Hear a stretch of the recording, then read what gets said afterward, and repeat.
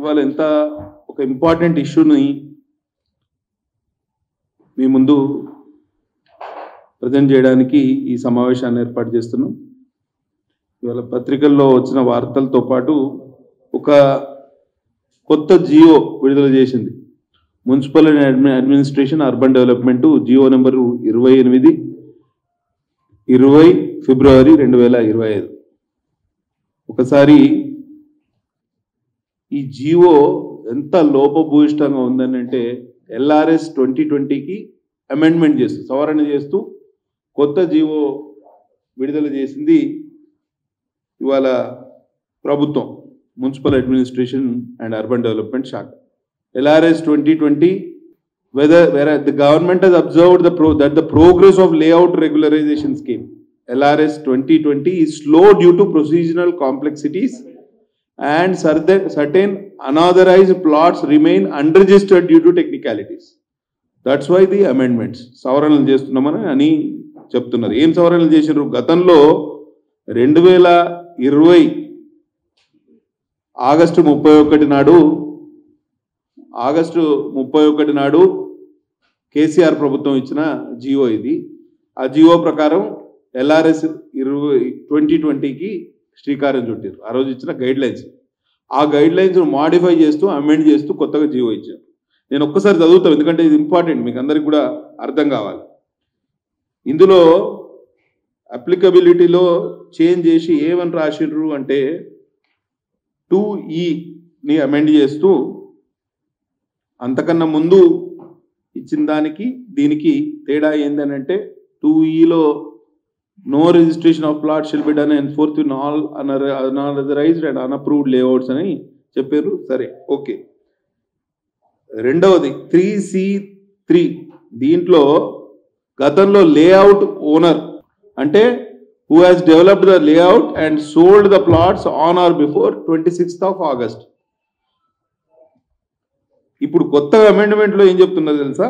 Layout owner means a person who has developed the layout and sold at least 10% of the plots on or before August 26th, 2020. అంటే నేను layout ఓనర్ని. గతంలో ఇచ్చిన guide lines ప్రకారం, కేసీఆర్ ప్రభుత్వం ఇచ్చిన guide lines ప్రకారం రిజిస్ట్రేషన్ చేసిన ప్లాట్లకు మాత్రమే LRS వర్తిస్తుంది. ఇప్పుడు కొత్తగా వచ్చిన జియో ప్రకారం కేవలం ఆ లేఅవుట్లో 10% రిజిస్ట్రేషన్ చేసినా సరిపోతుంది. అంటే 90% ఓనర్ దగ్గర ఉన్నా కూడా అక్రమ లేఅవుట్ని ఓనర్ దగ్గరనే పెట్టుకొని వితౌట్ రిజిస్ట్రేషన్ LRS చేయించుకోవచ్చు. ఇది ఎక్కడి అన్యాయం? ఒకసారి ఆలోచన చేయండి. ఇది ఎక్కడి న్యాయం? అంటే LRS అనేది యూజువల్గా ఎవరైతే ల్యాండ్ ఓనర్స్ ఉంటారో, అంటే ల్యాండ్ కొనుక్కున్న వాళ్ళు ఉంటారు, 200 గదాలు 250 చిన్న సన్నకారు రైతులు కానివ్వండి, మధ్యతరగతి వాళ్ళు, పేదవాళ్ళు, వీళ్ళు కొనుక్కున్న దానికి LRS అప్లై చేయాలని ప్రభుత్వం ఆలోచన చేస్తే దానికి భిన్నంగా ఇవాళ అక్రమ లేఅవుట్లు చేసిన ఎవరైతే అక్రమార్కులు ఉంటారో వాళ్ళకు కూడా కొమ్ము కాసే విధంగా వాళ్ళ దగ్గర నుంచి 90% ప్లాట్లు నా దగ్గర పెట్టుకొని 10% అమ్మితే ఇవాళ ఆ 90% కూడా రెగ్యులరైజ్ చేయడానికి డబ్బులు అడుగుతుంది ప్రభుత్వం. ఇది ఎంత అన్యాయం ఒకసారి ఆలోచన చేయండి. అంటే గతంలో ఇచ్చిన గైడ్ లైన్స్ వర్కౌట్ కాలేదు, దాని మీద స్పందన చాలా తక్కువ ఉన్నది, కానీ మినిమం స్పందన, మిశ్రమ స్పందన ఉన్నది. కాబట్టి డబ్బులు ఎడాపెడా వసూలు చేయాలని ఈ కొత్తగా జియోలో అమెండ్మెంట్ తీసుకొస్తూ ఇంకో జియో ఇచ్చారు. ఎంత దారుణం అంటే రూల్ 8లో ఏం చేస్తున్నారంటే, రూల్ 8లో అమెండ్మెంట్ చేసి subsequent to the issuance of this amendment order, all applicants who pay regularization charges or pro rata open space charges on or before 31st of March 2025 shall be entitled to a 25% rebate on the said regularization and pro rata open space charges. 25% discount ఇస్తారండి. దీనికి ఈ అక్రమ లేఅవుట్లకు క్రమబద్ధీకరించడానికి 25% వీళ్ళు మేము discount ఇస్తాం అని చెప్తారు. అసలు దీని పూర్వాపరాలు ఒకసారి తెలుసుకోవాలి. గతంలో జియో నెంబరు 135 2020 నాడు దేనికి బిలో 3000 స్క్వేర్ యార్డ్స్ ఉంటేనేమో 25% రెగ్యులర్ 20%, అట్లా ఒక్కొక్క దానికి 3000 to 5000 30% అని ఇట్లా వాళ్ళు గతంలో ఇచ్చిన జియో. అయితే కాంగ్రెస్ ప్రభుత్వం అధికారంలోకి వచ్చిన తర్వాత జూలై 30 నాడు సెంటర్ ఫర్ గుడ్ గవర్నెన్స్ కొన్ని గైడ్లైన్స్ ఇచ్చింది. అంటే నిషేధిత జాబితాలో ఉన్న భూములకు మనం ఎల్ఆర్ఎస్ను వర్తింపజేస్తే భవిష్యత్తులో ఇబ్బందులు తప్పవు అని చెప్పి వాళ్ళు అన్ని డిపార్ట్మెంట్స్ని కోఆర్డినేట్ చేస్తూ ఒక క్లియర్ కట్ గైడ్లైన్స్ కూడా ఇచ్చారు. దాని ప్రకారం ఎక్కడ జరగలేదు. గతంలో ఎల్ఆర్ఎస్ 2020లో వచ్చిన దరఖాస్తులు 25,67,000 25.67 lakh అప్లికేషన్స్ వచ్చినాయి. వాటినే పరిష్కరించలేదు.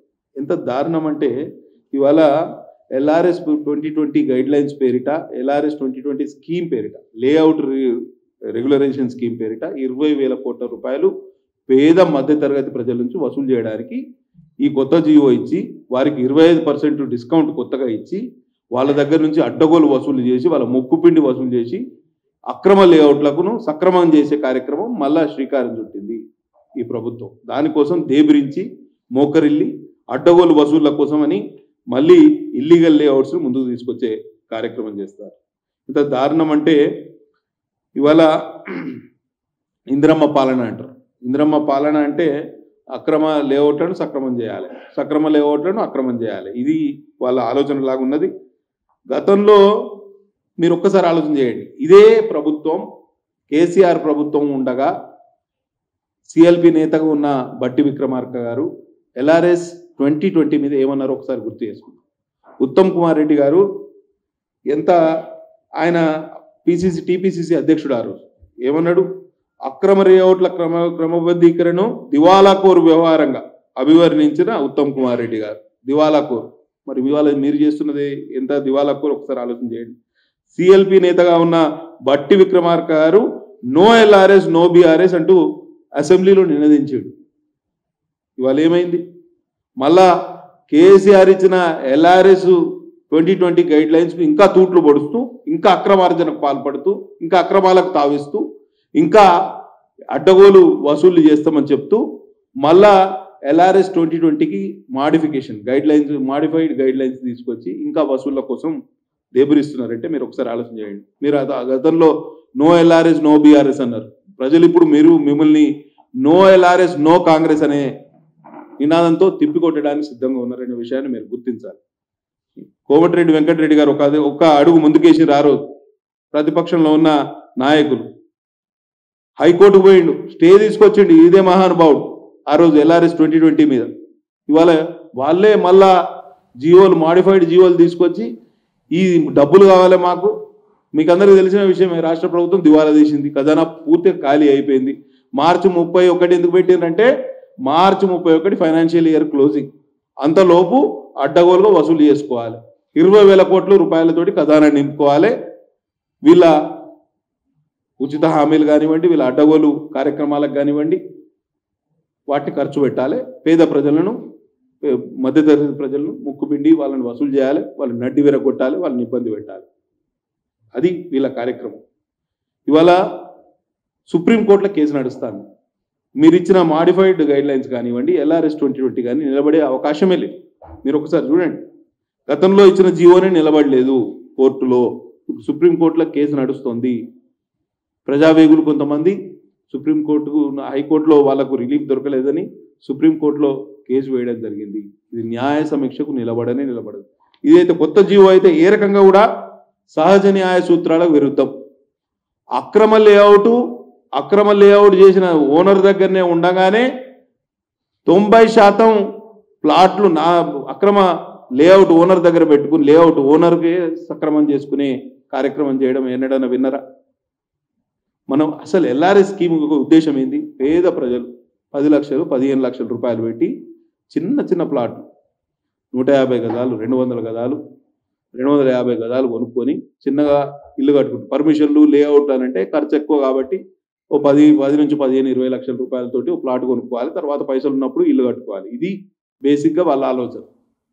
ప్రభుత్వం ఎందుకు ఎల్ఆర్ఎస్ స్కీమ్ ప్రవేశపెడుతుందంటే ఈ పేద మధ్యతరగతి ప్రజలు లేఅవుట్ల పేరిట ఇప్పుడు అక్రమ లేఅవుట్లో ప్లాట్లు కొనుక్కున్నారు, మనం రెగ్యులరైజ్ చేయకపోతే వాళ్ళకి ఇబ్బంది తప్పాయని చెప్పి ఈ స్కీమ్ తీసుకొచ్చారు. ఇవాళ ఇదే స్కీమ్ ద్వారా అక్రమ లేఅవుట్లు చేసిన రియల్టర్లకు ఎవరైతే కంపెనీలు ఉంటాయో రియల్ ఎస్టేట్ కంపెనీ వాళ్ళకు మీరు వాళ్ళ అక్రమ లేఅవుట్ని సక్రమం చేసుకోవడానికి మీరు అవకాశం ఇస్తారు. మీరు పేద ప్రజలకు అక్కర రావాలన్నా మీరు అక్రమ లేఅవుట్లు చేసి అక్రమార్కులకు అక్కడికి వస్తారా? ఒకసారి ఆలోచన చేయండి. ఇది పూర్తిగా లోపభూయిష్టం. 100% ఈ ఇష్యూని మేము హైకోర్టుకు తీసుకెళ్తాం. ఆల్రెడీ సుప్రీంకోర్టులో కూడా ఉంది. వారికి కూడా ఈ పూర్తి స్థాయిలో సమాచారం ఇస్తాం. ఈ విషయాన్ని కూడా కోర్టు రెండు కోర్టుల్లో, హైకోర్టులో కేసు నడుస్తుంది, సుప్రీంకోర్టులో కేసు నడుస్తుంది. ఈ రెండు కేసుల్లో కూడా నేను తప్పకుండా ఉన్న ఎవరైతే ప్రజావేగులు ఉన్నారో వారి ద్వారా కోర్టులో కూడా పూర్తి స్థాయి సమాచారం ఇస్తాం. ఈ జియో పూర్తిగా లోపభూయిష్టం. ఈ జియోను ఉపసంహరించుకోవాలి. భారతీయ జనతా పార్టీ కోరేది ఒక్కటే, ఇవాళ మనం అక్రమ లేఅవుట్లను అక్రమం అంటున్నాం, వాటిని సక్రమం చేయాలి. ఇప్పుడు సరే, అక్రమాన్ని సక్రమం చేసినాం, సెట్ బ్యాక్ ఉంటుంది, ఓపెన్ స్పేస్ ఛార్జెస్ ఉంటాయి. ఇవాళ సెట్ బ్యాక్ లేకుండా ఆ లేఅవుట్ ఓనరు వీళ్ళకు అమ్మిండు ప్లాటు. ఇవాళ మరి ఆ సెట్ బ్యాక్ లేకుండా ఆయన ఇల్లు కట్టుకుంటాడు, ఆ ఓపెన్ స్పేస్ నష్టపోతున్నాడు ఎవరైతే కొనుక్కున్న వ్యక్తి, ఎవరైతే కొనుగోలుదారు ఉన్నాడో. మరి దానికి కాంపెన్సేషన్ ఎవరు ఇవ్వాలి? గవర్నమెంట్ ఇస్తుందా? లేఅవుట్ ఓనర్ ఇస్తాడా? ఎంత అన్యాయం అండి. చిన్న స్థలాలు కొనుక్కొని ఇల్లు కట్టుకుందామనే ఆలోచన చేసిన వాళ్లకు ఎల్ఆర్ఎస్ స్కీమ్లో మీరు డబ్బులు కడితేనే, నేను ఒక అంచనా తీసిన, ఒక 200 గజాల ప్లాట్ ఉన్నది అనుకుంటే ఇవాళ వాళ్ళ క్రమబద్ధీకరణ ఫీజు మీరు ఇచ్చిన 25% డిస్కౌంట్ తర్వాత 2,04,000 రూపాయలు అవుతుంది. చిన్న 200 యార్డ్ ప్లాట్, ప్రతి ప్లాట్ ఓనర్ దగ్గర నుంచి 2 లక్షలు వసూలు చేస్తారు. ప్లాట్ ఓనరు ఎక్కడైతే లేడో లేఅవుట్ ఓనర్ దగ్గర నుంచి వసూలు చేస్తారు. ప్లాట్ ఓనర్ అంటే ప్లాట్ కొన్నవాడు, లేఅవుట్ ఓనర్ అంటే లేఅవుట్ వేసినవాడు. సింపుల్. గతంలో వాళ్ళు ఇచ్చిన జియోలనే ఇది మెన్షన్ చేసింది క్లియర్ కట్గా. 2020 గైడ్లైన్స్లోనే plot holder means a person on whose name the plot is registered and with a registered sale deed executed on or before 26th August 2020. Layout owner means a person who has developed the layout and sold the plot on or before 26th August 2020. ఇది layout owner. ఇప్పుడు layout ఓనర్కి లాభం చేయాలి. 10% ప్లాట్లు అమ్ముకున్న layout owner 90% regularise చేసుకోవడానికి వారికి అవకాశం ఇవ్వడం ఎంత న్యాయం అండి. అంటే అక్రమార్కులకు కొమ్ము కాస్తున్నారా మీరు? అంటే భవిష్యత్తులో మేము అక్రమ లేఅవుట్లు అన్నీ సక్రమం చేస్తాం, ఎవరెన్ని ఓపెన్ స్పేస్లో వదిలేసినా, రోడ్లు 15 ఫీట్ 20 ఫీట్లు వదిలేసినా, లేఅవుట్ ప్రిన్సిపల్స్ గైడ్ లైన్స్ ధిక్కరించినా, డిటిసిపిఏ లేఅవుట్ లేకపోయినా మేము దాన్ని రెగ్యులరైజేషన్ ప్రభుత్వాలు వస్తాం. ఇది న్యాయ సమీక్షకు నిలబడే అవకాశమే లేదు. ఏ న్యాయస్థానం కూడా దీన్ని ఒప్పుకోదు. దయచేసి ప్రజలు గమనించాలి. వీళ్ళ చక్కర్లో పడకండి. వీళ్ళు మిమ్మల్ని మోసం చేస్తున్నారు. డబ్బుల కోసం ఖాళీ అయిన ఖజానాన్ని నింపుకోవడానికి పేద ప్రజలను, మధ్యతరగతి ప్రజలను మోసగించే కార్యక్రమం తప్పించి ఈ ఎల్ఆర్ఎస్ 2020 అనేదే గతంలో ఫార్స్ అని హైకోర్టే వ్యాఖ్యానించింది. దాన్ని మళ్ళీ కాంగ్రెస్ ప్రభుత్వం కొనసాగిస్తుంది. ఇది పూర్తిగా అన్యాయం అనేది మా వాదన. తర్వాత ఇవాళ రిజిస్ట్రేషన్ డబ్బులు కట్టించుకున్నారు మీరు. మేము సబ్ రిజిస్టర్ ఆఫీస్ పోయి ప్లాట్ ఓనరు రిజిస్ట్రేషన్ చేసుకుంటేనే కదా నువ్వు ప్లాట్ ఓనర్ అయినావు. రిజిస్ట్రేషన్ చేసినాక మళ్ళీ రెగ్యులరైజేషన్ మేము బిల్డింగ్ పర్మిషన్ కోసం మళ్ళీ ఎల్ఆర్ఎస్కు మళ్ళీ దరఖాస్తు చేసుకోవాలి. ఒక దగ్గర రిజిస్ట్రేషన్ దగ్గర అక్కడ డబ్బులు కట్టాలి, మళ్ళీ వచ్చి ఇప్పుడు ఇక్కడ గవర్నమెంట్కు మళ్ళీ డబుల్ పైసలు కట్టాలి. మేమేమంటున్నాం, మా డిమాండ్ ఒక్కటే, మీరు 20,000 కోట్ల రూపాయలు వసూలు చేద్దాము పేద మధ్యతరగతి ప్రజల నుంచి అని ఆలోచన చేస్తారు. ఇది పూర్తిగా అన్యాయం. 25,67,000 పెండింగ్ దరఖాస్తులు ప్రభుత్వం వద్ద గతం నుంచే ఉన్నాయి. గత 2020 నుంచి 20 ఆగస్టు నుంచి ఏవైతే ఎల్ఆర్ఎస్ 2020 స్కీమ్ తీసుకొచ్చారో అప్పటి నుంచి 2025 ఫిబ్రవరి వరకు ఉన్న దరఖాస్తులు 25,67,000. ఈ దరఖాస్తులను ఎటువంటి రుసుములు లేకుండా మీరు క్రమబద్ధీకరించి భవిష్యత్తులో మళ్ళీ ఇట్లా అక్రమ రిజిస్ట్రేషన్లు, అక్రమ లేఅవుట్లు, అనధికార లేఅవుట్లు, ఇల్లీగల్ లేఅవుట్లు లేకుండా చేస్తే దానికి ఒక సార్థకత ఉంటుంది తప్పించి దీన్ని ఒక ఆదాయ వనరుగా మార్చుకోవాలనే మీ దురాలోచన తప్పు అనేది భారతీయ జనతా పార్టీ యొక్క ఆలోచన. మేము దీన్ని ప్రజెంట్ చేయబోతున్నాం. కాబట్టి మా డిమాండ్ క్లియర్ కట్. పేద మధ్యతరగతి ప్రజలపై ఎల్ఆర్ఎస్ పేరిట 20,000 కోట్ల భారం వేయడం అన్యాయం. ఎటువంటి రుసుములు లేకుండా భూములను క్రమబద్ధీకరించాలి. ఇది మా డిమాండ్. తప్పించి మీరు పేద ప్రజలను ఇబ్బంది పెడతామనంటే మేము అదే పేద ప్రజలతో కూడగట్టి పెద్ద ఎత్తున ఉద్యమానికి సిద్ధమవుతాం. అన్యాయం అంటే ఇంత దారుణంగా ఎన్నడూ లేకుండే. మీరు అక్రమాన్ని సక్రమం చేసే క్రమంలో, ఖజానాన్ని నింపుకునే క్రమంలో పూర్తిగా ప్రజల్ని ఇబ్బంది పెట్టే కార్యక్రమం చేస్తారు. ఇది న్యాయ సమీక్ష కూడా నిలబడే అవకాశం లేదు. ఇటువంటి పరిస్థితుల్లో మీరు ఒక్కసారి ఒక్క హెచ్ఎండిఏలో జీపీ లేఅవుట్లు ఎన్ని ఉన్నాయి అని అంటే 3,21,422 క్రమబద్ధీకరణ అర్హమైనవి ప్లాట్లేమో 3,21,000, 1,337 ఏమో అక్రమ లేఅవుట్లు ఉన్నాయి ఒక్క జీపీ హెచ్ఎండిఏ పరిధిలో. క్రమబద్ధీకరణ అర్హమైనవి 628 మాత్రమే. అంటే మిగతా ఎఫ్టీఎల్లో, బఫర్ జోన్లో, లేకపోతే ఇంకేదన్నా ఫారెస్ట్ ల్యాండ్ ఏదన్నా ఇష్యూ ఉండవచ్చు. అంటే సగం కూడా అలా క్రమబద్ధీకరణకు అర్హమైనవి కావు. అదొక్కటే కాదు, గతంలో వచ్చిన దరఖాస్తులు కూడా చూడండి మీరు. గతంలో సాక్షి 20 తారీఖు నిన్న వచ్చిన ఖజానాకు 20,000 కోట్ల ఆదాయం సమకూరుతుందని అంచనా. మార్చి 31 లోపు చెల్లిస్తే ఫీజులో 25% రాయితీ. LRS కు సంబంధించి నిషేధిత జాబితాలో ఉన్న భూముల విషయంలో జాగ్రత్త వహించాలి. ఎవరు జాగ్రత్త వహిస్తారు? ఎట్లా జాగ్రత్త వహిస్తారు? ఒకసారి ఆలోచన చేయండి. ఇప్పటి వరకు మీరు 13,844 13,000 మాత్రమే పరిష్కరించారు. 25,67,000 పరిష్కరించిన ఎంత? 5 సంవత్సరాలలో 13,000 మాత్రమే. ఇక ఇప్పుడు మార్చి 31 లోపల మిగతా ఆయన పరిష్కరిస్తారట 39 రోజుల్లో. సాధ్యమవుతుందా? ఎన్ని డిపార్ట్మెంట్లు కోఆర్డినేట్ చేయాలి? నేను ఇప్పుడే చెప్తా ఎన్ని డిపార్ట్మెంట్లు ఉన్నాయి దీంట్లో ఇన్వాల్వ్డ్. నేను చెప్తా ఇప్పుడే. 4-5 irrigation department, revenue department, municipal administration department, ఇట్లా పలు డిపార్ట్మెంట్ల మధ్యలో కోఆర్డినేషన్ ఉండాలి. అప్పుడే చేయలేకపోయారు, ఇప్పుడు ఎక్కడ చేస్తారు వీళ్ళు? కాబట్టి పూర్తిగా ఇది లోపభూయిష్టంగా ఉన్నది. 16 లక్షల దరఖాస్తుల పరిశీలన ప్రక్రియను ఇకపై వేగవంతంగా చేపట్టాలని ప్రభుత్వం ఆదేశించింది. 16 లక్షలు పరిష్కరిస్తారు ఈ 39 రోజులు. సాధ్యమే పనే కాదు. ఇది కేవలం ప్రజల్ని మోసపుచ్చడం, మభ్యపెట్టడం, వాళ్ళ దగ్గర నుంచి అక్రమంగా డబ్బులు వసూలు చేసే కార్యక్రమం తప్పించి ఇంకోటి లేదు. కాబట్టి ఈ విధానాన్ని ఖండిస్తున్నాం. తప్పకుండా భారతీయ జనతా పార్టీ ఈ విషయం మీద LRS 2020 స్కీమ్లో ఏదైతే మాడిఫైడ్ గైడ్లైన్స్ ప్రవేశపెట్టారో దానికి వ్యతిరేకంగా పోరాటం చేస్తాం. అవసరమైతే న్యాయస్థానాన్ని కూడా ఆశ్రయిస్తాం. పేద ప్రజలకు ఉపశమనం కలిగించే ఏర్పాటు కూడా చేస్తామని ఈ సందర్భంగా సెలవు తీసుకుంటున్నా. బోలో భారత్ మాతాకి. Please subscribe to the channel and download the Politicos app from the links in the description.